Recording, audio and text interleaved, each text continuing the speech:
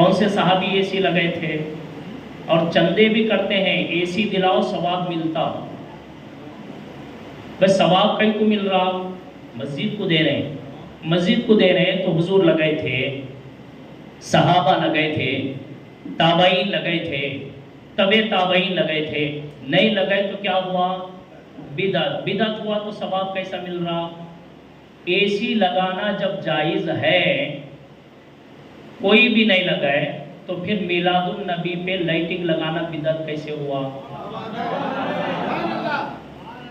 سمجھ رہے ہیں آپ؟ فیان لے لیجئے، کون سے صحابی نے فیان لگائے تھے؟ تابعین نے، تبع تابعین نے نہیں لگائے۔ اب آپ ان سے پوچھئے کہ بھئی آپ مہینے میں ایک مرتبہ، ان کا باقاعدہ ریسرچ سینٹر ہوتا ہے ان کا، مہینے میں ایک مرتبہ وہاں نوجوانوں کو جمع کر کے گمراہ کرتے ہیں وہ۔ آپ ان سے پوچھیں مہینے میں ایک مرتبہ جو جمع کر رہے ہیں نا، یہ جمع کیوں کر رہے ہیں؟ نہیں جی دین سکھا رہے ہیں۔ ایسا مہینے میں ایک بار جمع کرنا صحابہ کرے تھے کیا؟ تابعین کرے تھے کیا؟ تبع تابعین کرے تھے کیا؟ نہیں کرے تو پھر کیا ہوا؟ یہ بھی بدعت۔ ہمارے لوگوں کو یہ چاہیے کہ ہمارے لوگ جواب کم دے، ان سے سوال زیادہ کریں۔ تو معلوم ہوا کہ ہر بدعت جو ہے بری چیز نہیں ہے، کچھ بدعتیں ایسی بھی ہیں جس پہ ثواب بھی ملتا ہے، جس کا کرنا بھی ثواب ہے، جس کا دینا بھی ثواب ہے۔ جب یہ ثابت ہوا کہ اے سی، فیان، لائٹس وغیرہ صحابہ کے زمانے میں نہیں، آج دینا بھی ثواب ہے، دیا بھی جاتا ہے، تو صحابہ کے زمانے میں اگر حضور کے میلاد پہ لائٹنگ نہیں لگتے تھے تو یہ ہر بدعت نہیں ہے، بلکہ حضور کے میلاد پہ لائٹنگ لگانا یہ بدعت ہے، لیکن ایسی بدعت ہے جس پہ ثواب بھی ملتا ہے، فائدہ بھی ہوتا ہے۔ سمجھ رہے ہیں؟ تو پہلی چیز ہے بدعت۔ اب دوسری چیز ان کی بڑی خطرناک ہے، اہل حدیثوں کی بڑی خطرناک ہے۔ اب یہاں سے ہمارے سارے لوگ سر جھکا لیتے ہیں جنہیں علم نہیں ہے۔ وہ کیا ہے؟ شرک۔ کیا ہے وہ؟ شرک۔ غوث کہنا شرک ہے، غوث کہنا شرک ہے۔ غوث کا کیا معنی ہے؟ مددگار۔ مددگار تو صرف اللہ ہے، اللہ کے سوا کوئی مددگار نہیں۔ تم نے غوث کو بنایا ہے اس لیے شرک کر رہے ہو۔ اور آج کل ہمارے کچھ سنی ایسے بھی مسلمان ہیں، وہ یہ کہتے ہیں جان دے لو حضرت، کئی کو ان کے بارے میں بولتے ہیں، ہمارے بارے میں ہمیں بول لیے تو بس نہیں۔ یہ آج ہمارے میں بہت چل رہا ہے۔ بھائی ہمیں اپنے عقیدے تو کم سے کم معلوم ہونا چاہیے نا۔ اب وہ کھلم کھلا ہمارے ولیوں کو، وہ کھلم کھلا غوث پاک کو، سرکار غریب نواز کو، بندہ نواز کو، اور بھی اولیاء کرام کو کھلم کھلا وہ شرک کہہ رہے ہیں، اور ہم سے لوگ کہتے ہیں کہ جان دے لو حضرت، کہیں کو بولتے ہیں۔ یہ آج ہمارے لوگوں کی حالت ہے۔ تو ان کا دوسرا ہتھیار کیا ہے؟ شرک ہے۔ اب شرک کو کس کو بولتے ہیں آپ کو معلوم ہے؟ آسان انداز سے سمجھا رہا ہوں، حالانکہ شرح العقائد میرے پاس ہے، بڑی معتبر عربی کی کتاب ہے، لیکن میں آسان کر کے اس کے جملے سمجھانا چاہوں گا۔ شرک کس کو بولتے ہیں؟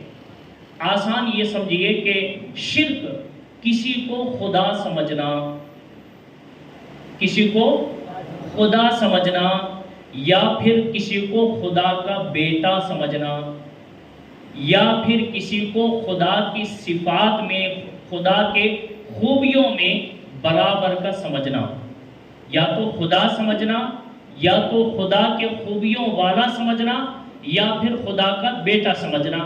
اس کے تعلق سے قرآن پاک 6 پارے میں سورۃ المائدہ میں اللہ ارشاد فرماتا ہے کہ عزیر کو یہودیوں نے خدا کا بیٹا کہا، اور عیسیٰ کو عیسائیوں نے خدا کے جیسا کہا۔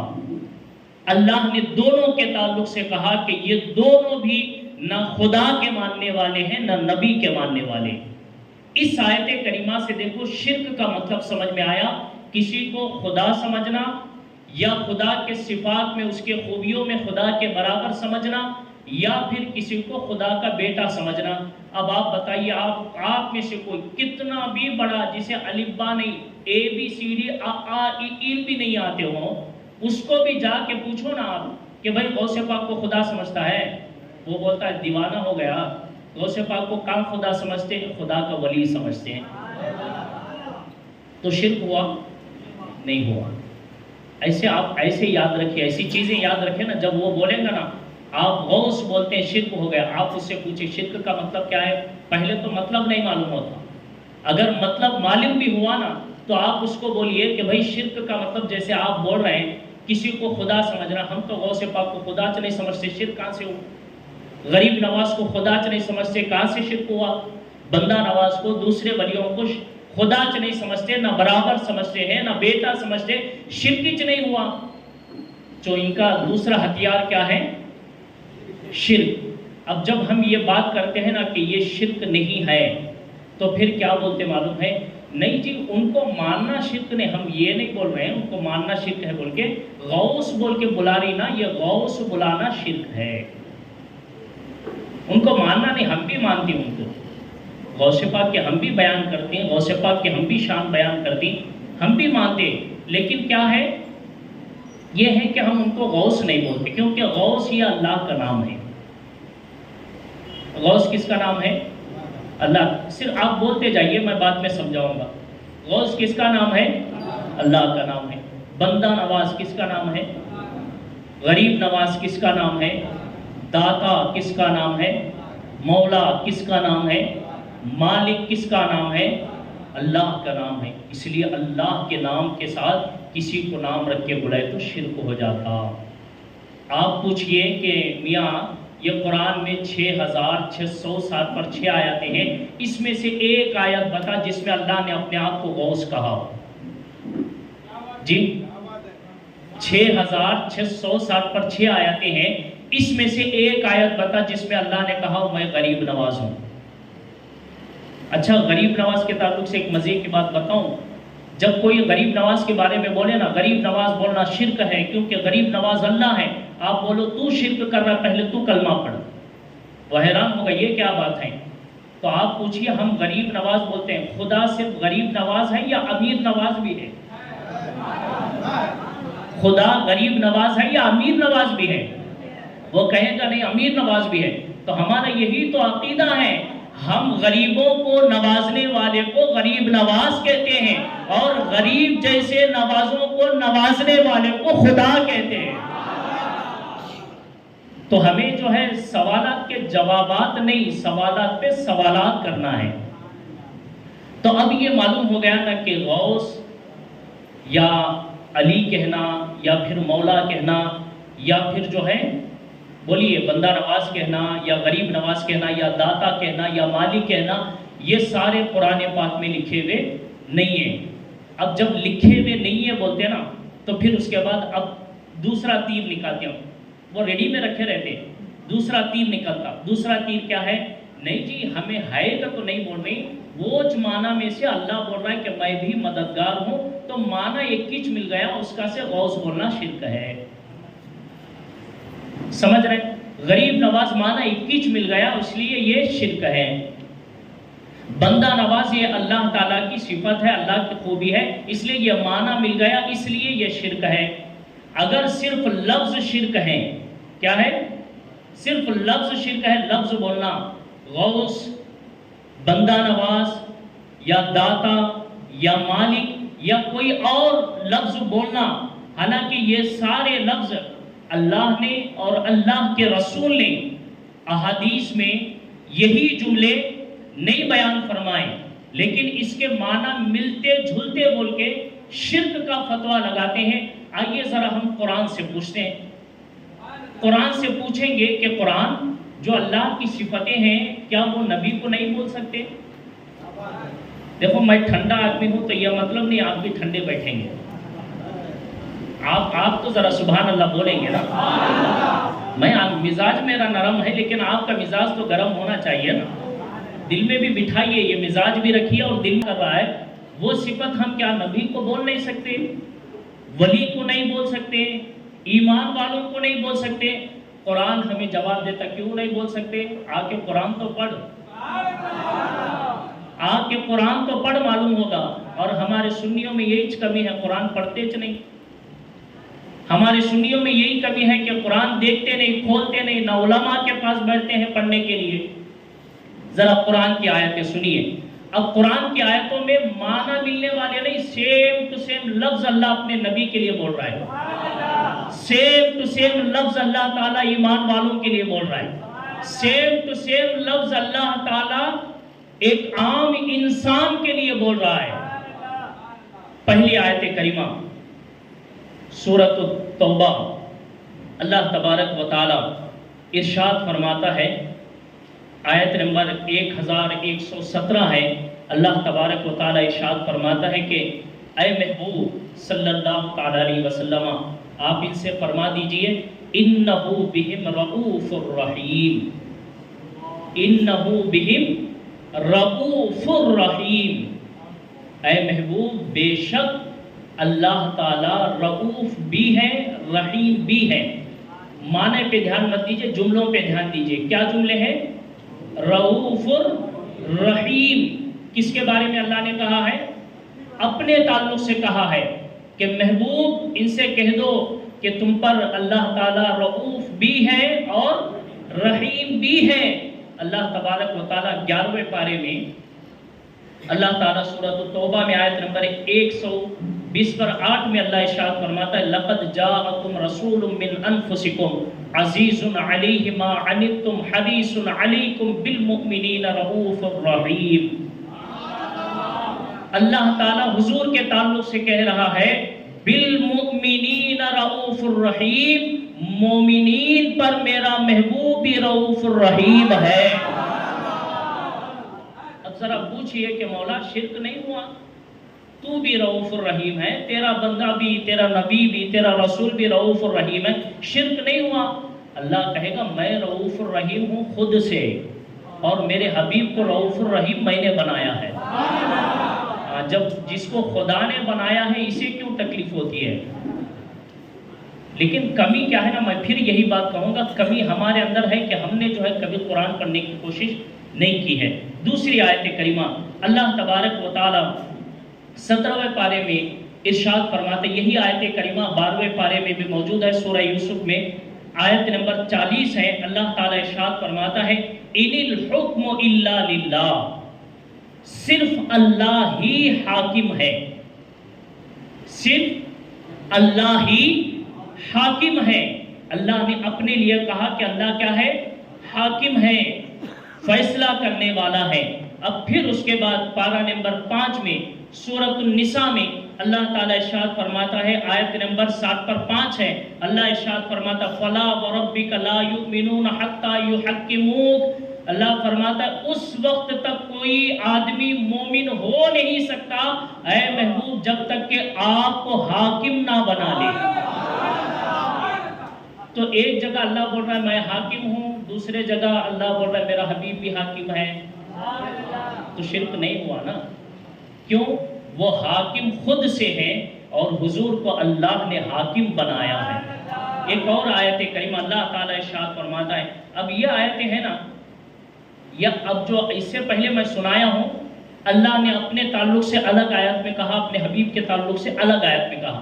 اب یہ وہ آیت ہے کہ اللہ نے اپنے لیے، اپنے رسول کے لیے ایک ساتھ ایک ہی آیت میں کہا ہے۔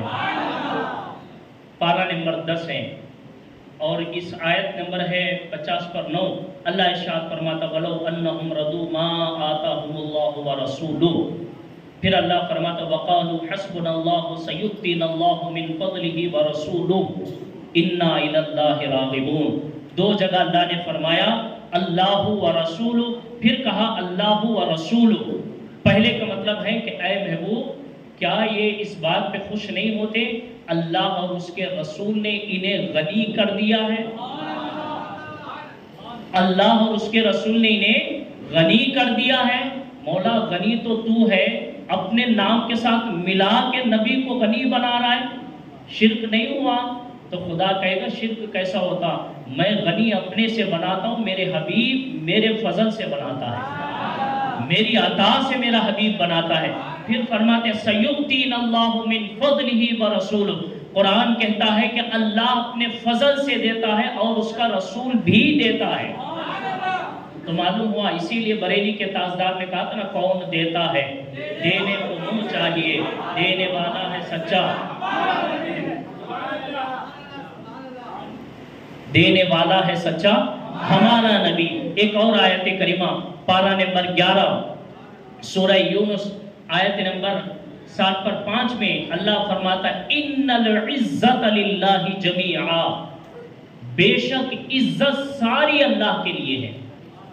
ساری عزت کس کے لیے ہے؟ اللہ کے لیے۔ عزت کی کوئی بھی کیٹیگری لے لیجیے، کوئی بھی عزت کا حصہ لے لیجیے، پورے حصے عزت کے کس کے لیے ہیں؟ اللہ کے لیے ہیں۔ اب پھر اس کے بعد اللہ تعالیٰ پارہ نمبر 20/8 میں سورۃ المنافقون میں، منافقون کا کیا مطلب ہوتا معلوم ہے؟ کلمہ تو پڑھتا ہے، نبی کی شان کو مانتا نہیں ہے۔ سورۃ المنافقون میں اللہ تعالیٰ فرما رہا ہے، کیا فرماتا ہے؟ وَلِلَّهِ الْعِزَّةُ وَلِرَسُولِهِ وَلِلْمُؤْمِنِينَ، عزت اللہ کے لیے بھی ہے، رسول کے لیے بھی ہے، مسلمانوں کے لیے بھی ہے۔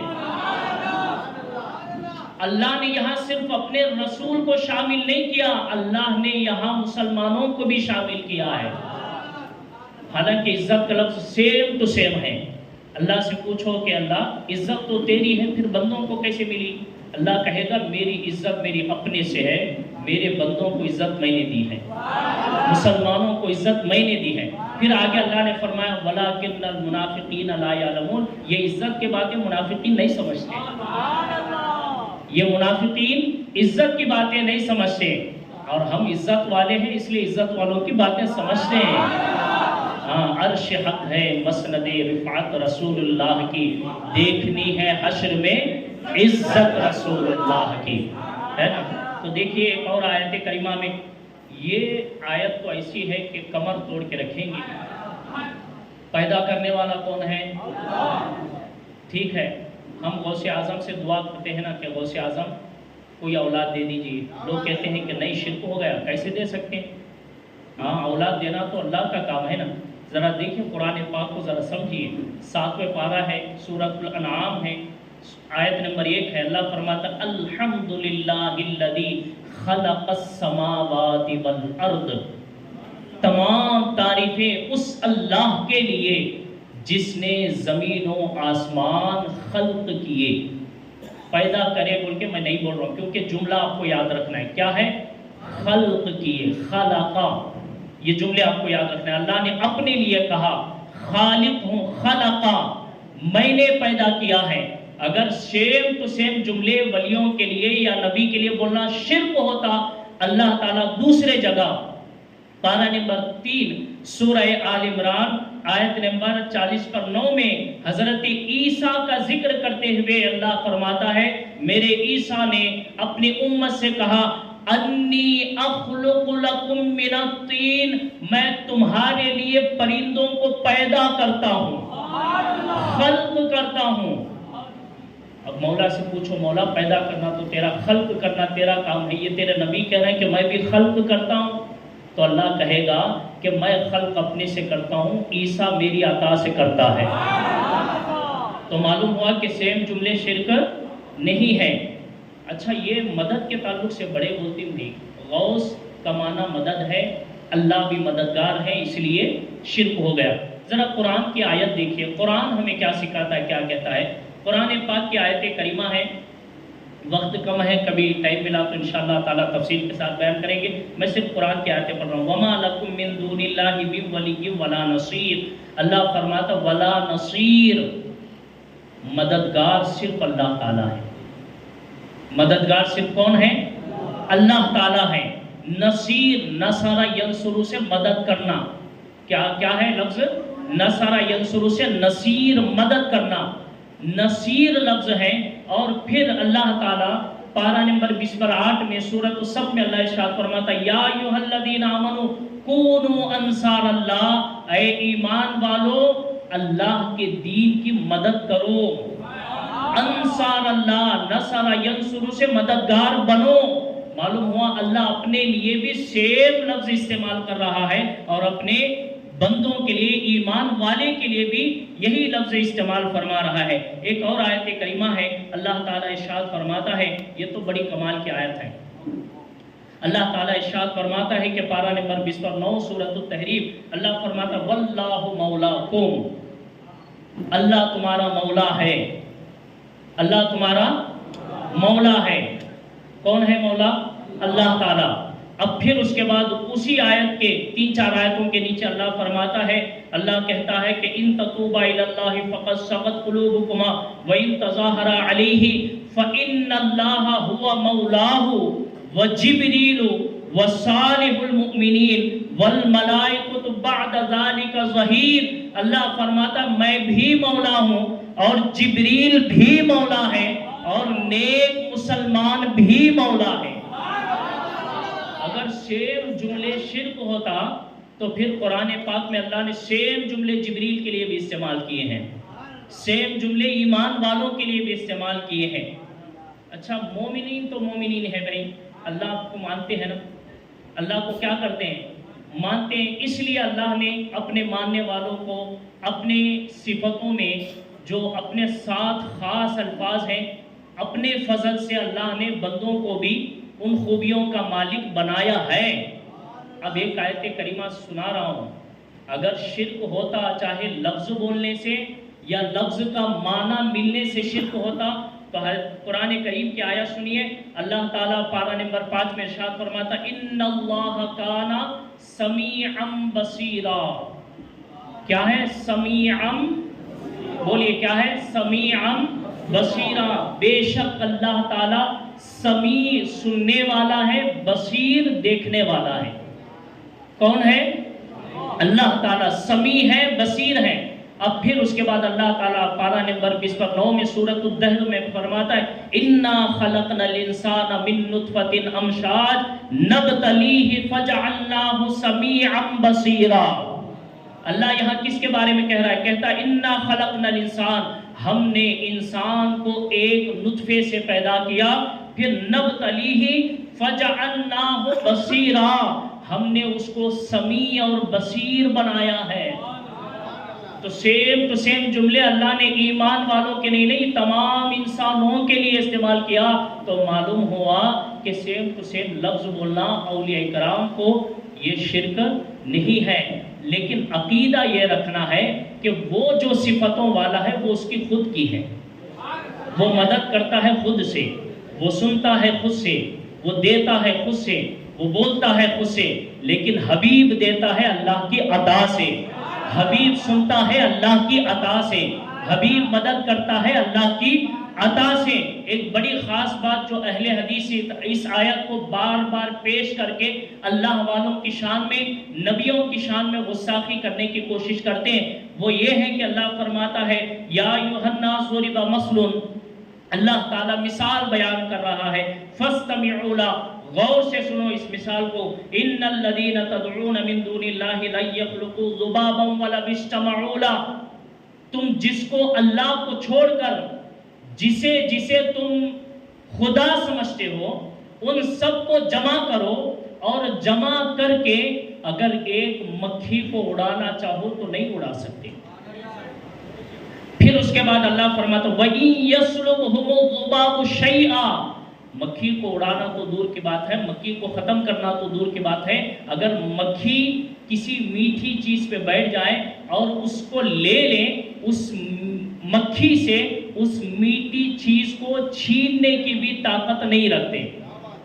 اب یہ آیت کریمہ پیش کر کے کہتے ہیں کہ دیکھو جی اللہ کہتا ہے اللہ کو چھوڑ کے جتنے ہیں چاہے کتنے بھی مدد کے لیے بلاؤ، مکھی بھی نہیں اڑا سکتے۔ کیا نہیں کر سکتے؟ بولیے بھائی کیا نہیں کر سکتے؟ مکھی بھی نہیں اڑا سکتے۔ ذرا قرآن سے پوچھیں گے کہ یہ آیت کریمہ جو مکھی بھی نہیں اڑا سکتے، کیا یہ نبیوں کے لیے بھی ہے، ولیوں کے لیے بھی ہے؟ تو قرآن اس کا جواب دیتا ہے۔ قرآن کہتا پھر تینوں پارہ میں پیش کر رہا ہوں، قرآن میں حضرت عیسیٰ کہتے ہیں کہ لوگوں تم مکھی کی بات کرتے ہو، انی اخلق لکم من الطین کہیئۃ الطیر فانفخ فیہ فیکون طیرا باذن اللہ، تم مکھی کی بات کرتے ہو، عیسیٰ مٹی کے پتلے کو لے کر پرندہ بناتا ہے، پھونک مارتا ہے، وہ پرندہ ہوا میں اڑنے لگتا ہے۔ مکھی اڑانے کی بات نہیں، عیسیٰ علیہ السلام کہہ رہے ہیں کہ میں مٹی سے پرندے میں جان دے کے اڑاتا ہوں۔ تو معلوم ہوا کہ اللہ تعالیٰ اپنے حبیبوں کو وہ طاقت دیتا ہے۔ تو یہ جملے سارے کیا ہوئے؟ شرک نہیں ہوئے۔ تو پہلی بات ہے شرک۔ 5 منٹ لوں گا، اس کے بعد تقریر ختم کروں گا، کیونکہ میرے بعد اس عظیم ہستی کی یہ کہا ہے نا کہ کوئی کچھ نہیں کر سکتا، مدد نہیں کر سکتا، یا مکھی نہیں اڑا سکتا، یہ نہیں کر سکتا، وہ نہیں کر سکتا۔ جہاں جہاں اللہ نے کہا ہے نا، ایک بات خاص یاد رکھیے، وہ سارے اللہ نے بتوں کے تعلق سے کہا ہے۔ کن کے تعلق سے؟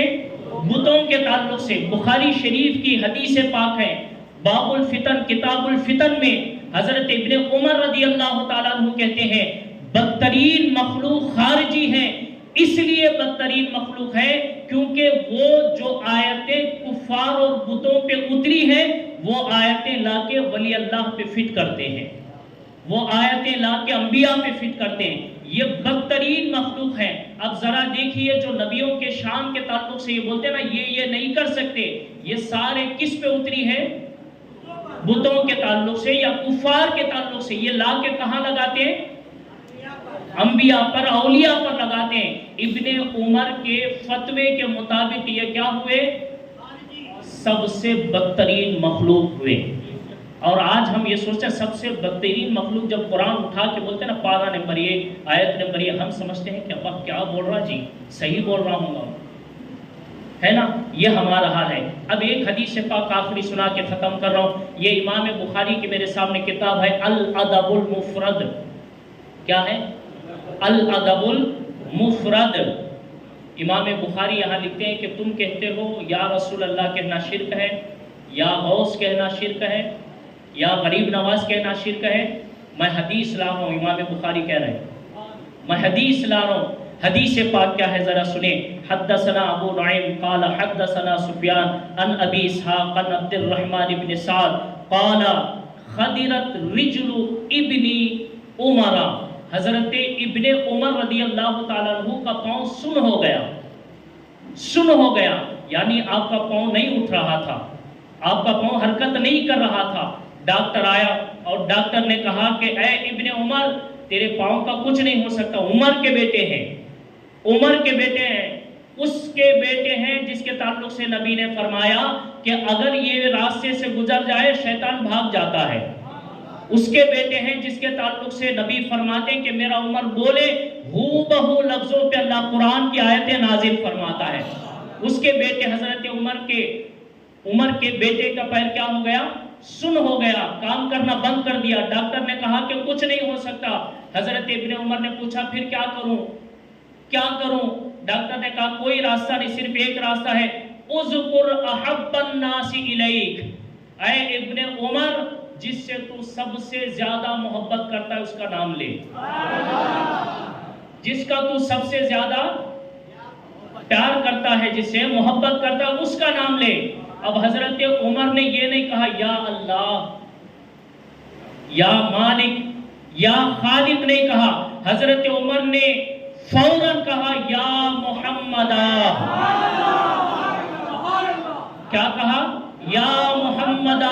اب حدیث پاک کی اس حدیث کی تشریح لکھتے ہوئے جتنے الادب المفرد کی تشریح لکھی ہے، صحابہ کہتے ہیں جیسے ہی یا محمدہ کہا تو حضرت ابن عمر کے پیر صحیح سلامت ہو گئے۔ ابن عمر نے کہا کہ پہلے سے زیادہ مجھے پیروں میں طاقت آ چکی ہے۔ تو حضرت ابن عمر کا عقیدہ بتا رہے یا غوث کہنا شرک نہیں ہے، یا رسول اللہ کہنا شرک نہیں ہے، یا غریب نواز کہنا شرک نہیں ہے۔